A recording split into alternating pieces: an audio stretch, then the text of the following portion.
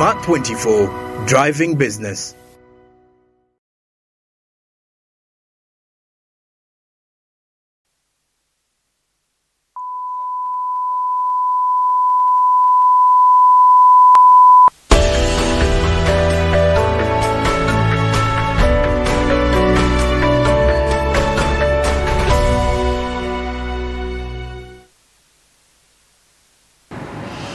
Thank you so much for staying tuned and watching Smart 24 TV, where we drive your business. Remember, we are live on GoTV channel 394 and DSTV channel 372.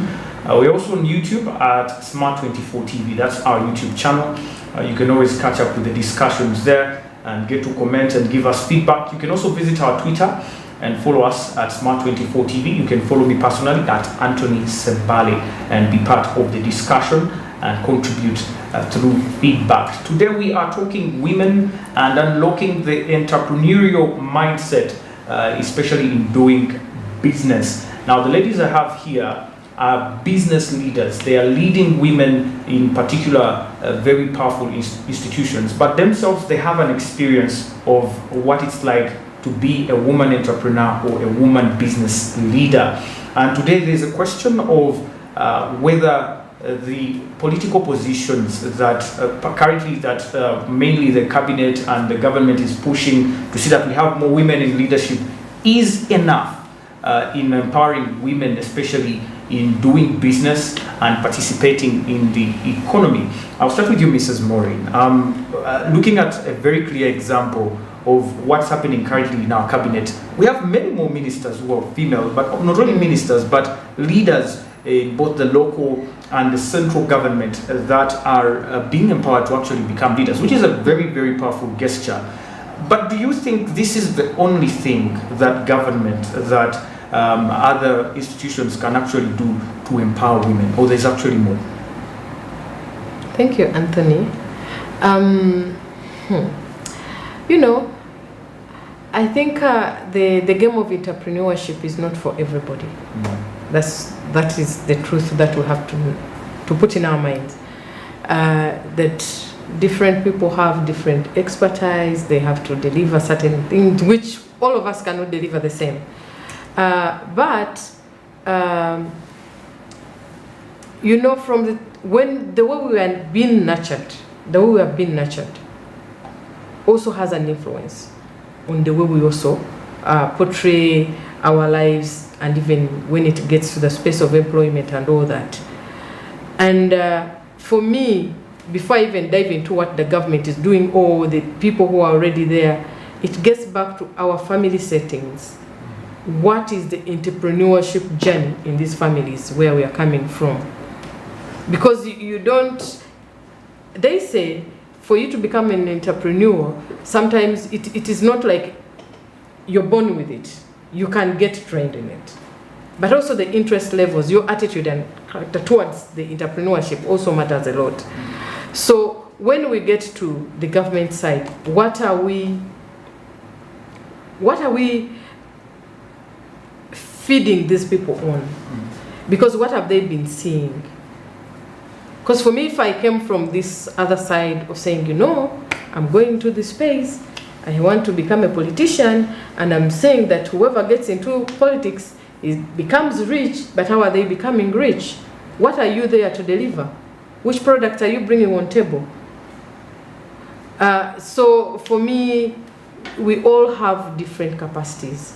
So we should be looking at those different capacities to be nurtured differently. But those who are into the entrepreneurship journey, they can be pushed to do that.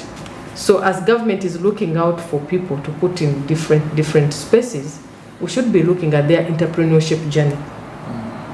For us now to get grounded, for this government to get economically grounded and to be able to fund our tax base. Yes. So for me, that is the angle that I'm looking at in broad. That as families, we should all be entrepreneurial in one way or another, but also nurture the young ones to become entrepreneurial. Let them have the skills hands-on.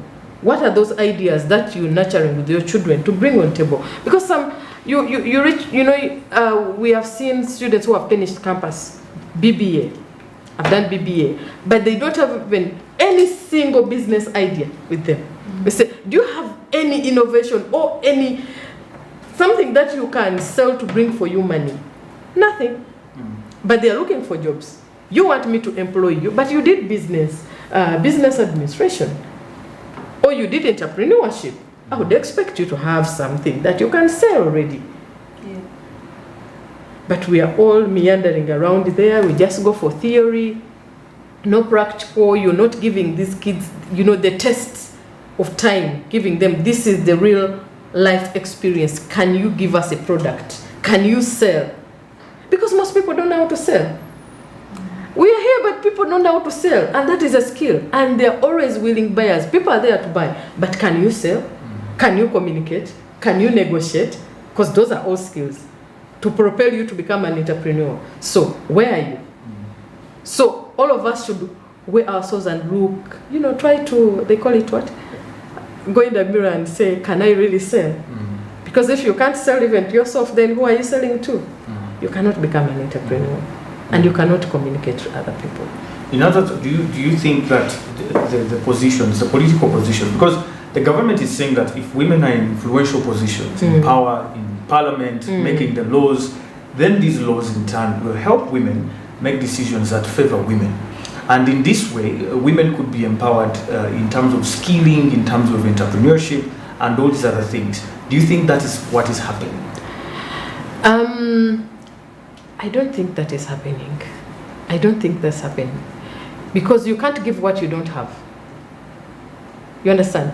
Because even the legal bit, I don't think most of them even understand the issues to do around with policies. Most people are gambling. They come around, because we are coming here for money. That is what we are looking for. But like we're talking about issues of entrepreneurship and bringing money on the table. They have not been able to make any product in their lives. How do you expect them even to make policies that will govern? So to me, I don't think they are making it. Make a very strong point there. Mrs. Peace, I want to bring you on board here. The government has put special efforts in trying to empower women in leadership positions. And this way, government is saying, yes, this is it. You want women on top? They're on top. And they're leading in parliament, in local government, and so on and so forth. But according to Mrs. Maureen, probably this isn't working. Do you think there's another problem that needs to be addressed just besides having women in leadership positions that can help empower women? You know what?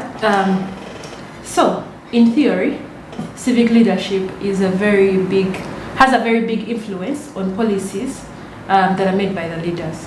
So choosing the right leaders, especially women, in theory, is supposed to favor women. They're supposed to go out there and debate on issues that support women, women in business, women health, women education. If we chose the right leaders, that would happen. They would go out there and make sure how we including women in business by providing incentives that make it easier for women to trade in markets, online, everywhere. How we encouraging women to adapt to digital by putting in place policies that encourage the girl child to take up more STEM subjects. Therefore, we have more women in digital.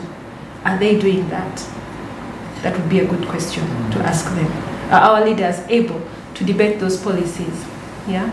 So I think in appointing these leaders, yes, it's a very good thing, but also, like my colleague mentioned, it's important to look at the expertise of these women in the sections of government that they are put. If she's supposed to support entrepreneurship and she has some expertise in entrepreneurship, then maybe she would be better fitted in the trade ministry. That way we know that trade ministry will have policies that will affect women positively.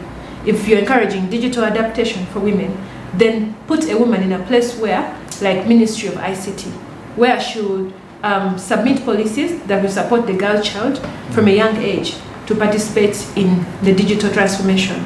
So that's the only way we're going to do it. If we front women and put women in positions where, yes, they're like flower girls of leadership, then we're not doing much. We're just doing poster child for women empowerment.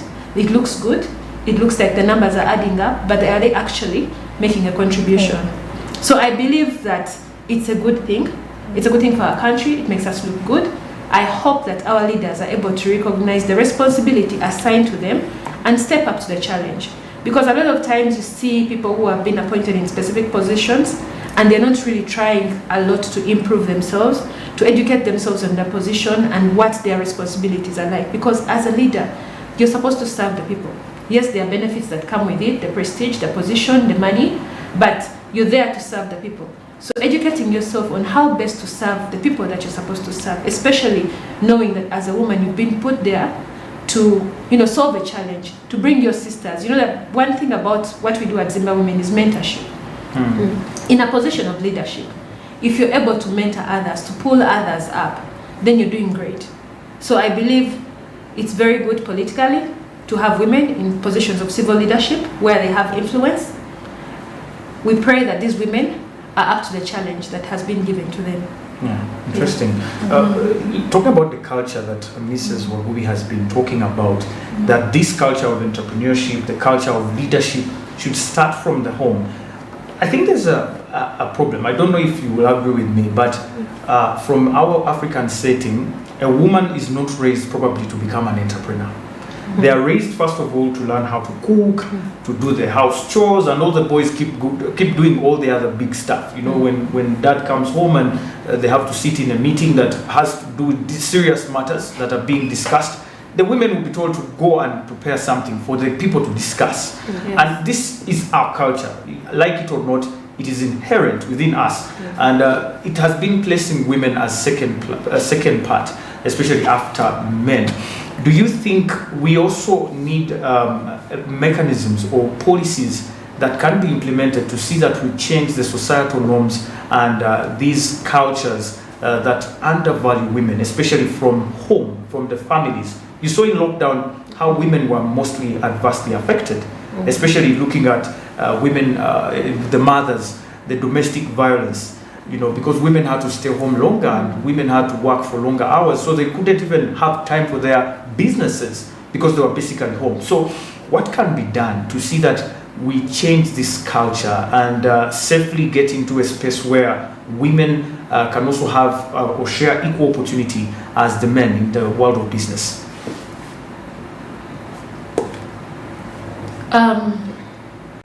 The families, of course, are a very big influence in how women participate in the economy. That is why our leadership is always encouraged to start from the lowest level of LC1. However, we have a lot of social norms that affect how women participate in the economy. So in coming up with policies, I think there's two different ways I would think that this should be done. There's encouraging and also there's protecting. Why protecting? A lot of our social norms are harmful to women, encourage practices like gender-based violence, which affects women's self-esteem and participation in the economy. Also, they put women in a second place where her opinion, no matter how good it is going to come second, regardless of whether she's more qualified than the man or not. So we need to have policies that protect women, that give them a voice. And then we also need policies that encourage participation. We used to have this 1.5 extra point. I don't know if it's still there at university, but I think it was only Makerere University. Yeah. If we had this in all institutions to encourage girls to participate, but not just at that level, but also from a lower level, like from secondary school, from primary school, encourage, because we focus a lot on the girls who have already come up to university level, but we forget about the girls in the communities where even just education is an achievement. Even just primary education is an achievement. So that's where the encouragement needs to come from. And that really, again, it goes back to the leaders. It goes back to the church leaders, the religious leaders generally, mosques, Muslims, Christians. If it comes from the religious leaders, people will be encouraged to give girls a chance to participate. Even the girls themselves will know that you have a voice. Please say something. Say something that will give you a chance. Because you have a good point to say, but you don't say it because maybe you've never had that chance. You grew up in a family where girls have no voices because you're always being sent back to the kitchen.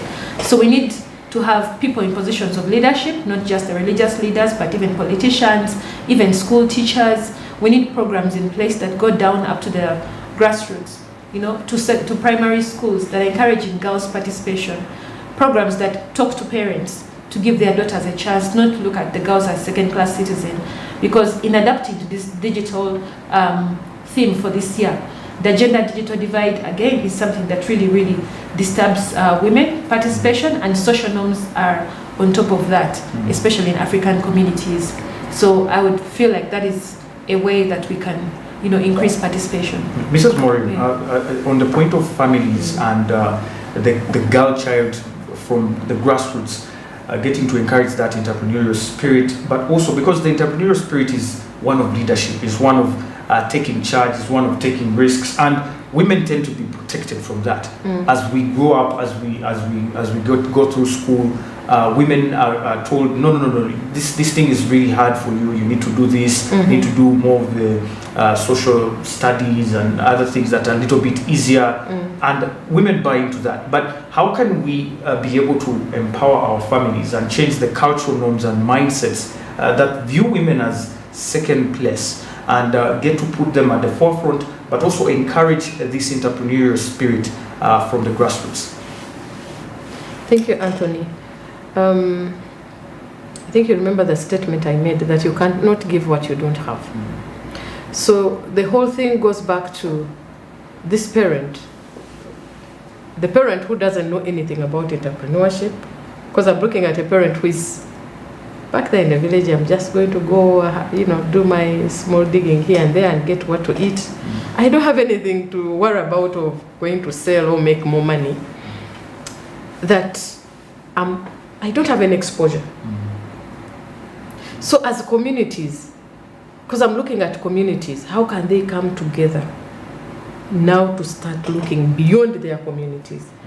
Like exchange learnings, which come through the leaders, because the leader might not be in position to take the entire village, maybe to, let me say to Mbarara, to learn from the people in Mbarara, how are they growing their matoke, how are they selling it, and different things. That it comes to the community. What do we do to ensure that our community is better? But also appreciating the role, because now things have changed.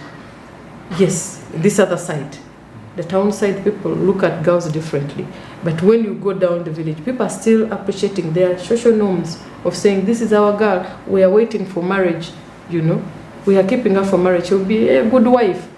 But now things are changing. That, are we taking this to these people to communicate? Because this is where the message is going to come from. Because if my parent is viewing me differently and saying, this is my girl, she has to go to university, she has to study this, and engaging me in the business. Because I'll give an example. My dad, I'm the firstborn. I happen to be the firstborn. But I was in the business. That would say, Maureen, have this money, you can buy the materials, and I would experience that. I would hold the monies, and I'm like, wow. It feels good to have money. So I used to be ambitious and say, I have to start doing my businesses. On the other side, I had my mom who was, she didn't really go to school, but she was into different kinds of businesses. She's a woman who would always find a wolf looking for money. So I emulated some characters from my dad, who's on the other end, and then my mom. And these skills have really enabled me to survive. But it also looked at the way my parents positioned me, saying, I need my kids to study and I'll pay for them to study. This is how I want them. I don't want my daughter to be a housewife. That one, my dad used to say, I don't want my daughter to be a housewife. But look at the other parent, for him who has been groomed and saying, for you, when you finish, you have to go and look for a good job, then you have to get married. Sometimes you even have to get married before you even get a job. And you're there. So the parents also need to be mentored, because that's where we're going. They need to be mentored, but they also don't have the mentors. So for me, I feel it starts from the parents. Yeah. And the mindset you talked about of seeing a bag of sugar in every girl you give birth to. I have a friend of mine who is a feminist. She calls herself a feminist, and she says she's not going to marry anyone who's going to treat her less than how her dad has, treated her. Yeah. And I think recently her dad took her to Dubai. He's going to take her to Dubai very soon and show her so many things. Mm-hmm. And on Valentine's Day, her dad took her to Serena Hotel for a date. Yeah. And I was looking at all her standards, and I was like, okay, amongst all the guys in your league, none of them can qualify to do that. But she was clearly setting her standards as per what the parents had actually put in her as self-esteem, knowing that you're going to actually need a man who can treat you nice. Exactly. What do you think parents need to learn, especially in as far as the girl child is concerned, about the girl child when they're still young? What are some of the things they can do to set off those ideas of self-esteem, the mindset change that comes from the point of view that I need more, I deserve better, and I have high standards, but also not getting to a point where we can override our culture and the norms and go to the Western world where men are told no, women are taking over now, and men are supposed to now stay at home and do the kitchen work and so on. How can we put a balance to that? Thank you, Anthony. I will be giving examples because for me, my dad had been a pillar in my life. Because you see, most people in the way we're being nurtured, most people don't say I love you to their daughters. That word is very powerful. You brought these children in your life, you love them, but you love them silently. You think when you buy them these things and they will know that you love. They know. But say it. Assure them that you love them. Tell them they are special. And they are valued. And they will be paid for the value they bring. Not because they are looking beautiful and somebody say, you're beautiful. And then you start looking at your body as your entrepreneurial business. Let me say your business. Yeah. But there is beyond. You have this potential in you that you can deliver to the community. So the parents, like I said, please tell your children that you love them. It's very important. Show them these beautiful things before somebody else comes and tells them, and they're like, oh my God, heaven on earth, everything is here. Because for me, I remember when I was joining campus, we're in senior 6. I thank God that my dad could afford that time. And he asked, what are you going to be doing during the vacation? And I told my dad, you know what? I want to learn how to drive. Because the cars were there. And indeed, my dad took me to driving school. I learned how to drive. And he said, you know what? I don't want my daughters to get to campus and then these, they call them kanabe, these guys who are shikaze, to come around cruising in people's borrowed cars and they confuse my daughter. Yet we have the cars at home. You learn how to drive. It is not something that is, because I would see my fellow girls who were taken like, oh my God, he has a car. And even the car is even borrowed. You understand? But feeling like, I can drive it, I have my daddy's car, but I know I'm also working. I can afford that car at one point. I feel like the parents are feeling uncomfortable right now. No, it's not. No, I'm giving an example of the life I went through. But show your kids that you were there for them. Yeah. If you're in a village, because somebody was telling me, some of these young girls are being taken because of a chapati. A boy comes, buys a chapati for her, before you know it, the girl is pregnant. But very young girls. But why? Try to do something. Buy them a chapatis at home. Once in a while. So that they don't feel like, oh my God, it's something new that I've never seen. This boy loves me. But no, there's no love at that age. So for me, as a parent, try to bring the exposure to your kids. Open up, talk to your children. Tell them the real truth. The different diversities in life, just show them. And give them an opportunity, believe in them. Because if you don't believe in them, then you're also trying now to drive them off. It is you, the parent. Believe in your child first. Interesting. Before the world can do that. Yes, Mrs. Peace, I want to bring you in on the same issue here. Yeah. I understand you're a parent and you're raising probably your children in a different manner from what we are talking about. But what advice can you still give to parents in the line of raising girls with not only the entrepreneurial minds and so on, but with self-esteem and the desire for leadership, the desire for great things? Okay. Again, like my colleague, I think I'll use my experience. I'm a daughter of an engineer. My father is an engineer.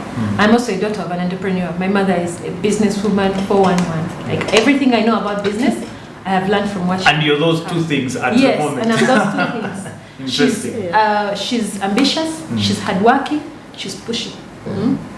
But she's also a wife. My mother has been married for over 35 years. Yeah. So I come from a generations of empowered women who are married, who are also hardworking. From my grandmother, all these women have been working and been married for 70 years plus. So I know that it is possible. A lot of people feel like when a woman is empowered, when she has financial stability, it's going to disturb the social status in society. However, I see that in a way, it may be what we need for the new, this coming generation. We need empowered women, but we also need the men to be prepared for these empowered women. If you look at marriage classes, they're always preparing the women. Be a good wife, cook, submit, blah, blah. No one prepares the men. We're educating our boys in the time that girls are educated. But these boys still have the mentality from back then. So you bring this boy with a primitive mentality, and he doesn't know how to deal with this empowered woman. The empowered woman has been raised in a home where women have a voice. Poor boy is from whatever it is background that he came from and has no exposure to this kind of woman. Maybe his mother wasn't educated.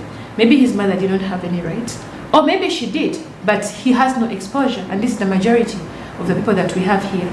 So in preparing our girls, we also need to prepare the boys. Mothers of boys have a challenge to prepare the boys so they're not shocked. They don't come out into the world and they're just shocked by empowered women. You can have an empowered wife who will contribute to your home. It doesn't have to be equal because there are gender roles in every home.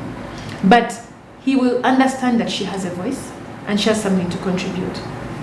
Now, on raising girls, my advice maybe to parents would be give your daughters a voice, encourage them, mentor them. I'm a computer engineer because my father is an engineer. He helped me with my homework. He was there for me. He took me to the site and passed. Yes. So I got to understand what his work is like. But I also understood love from a man. So I understood what it means when they say that you have a father figure who loves you. But you also understand that this is how a man should love. This is how a man should love his child, how he should love his wife.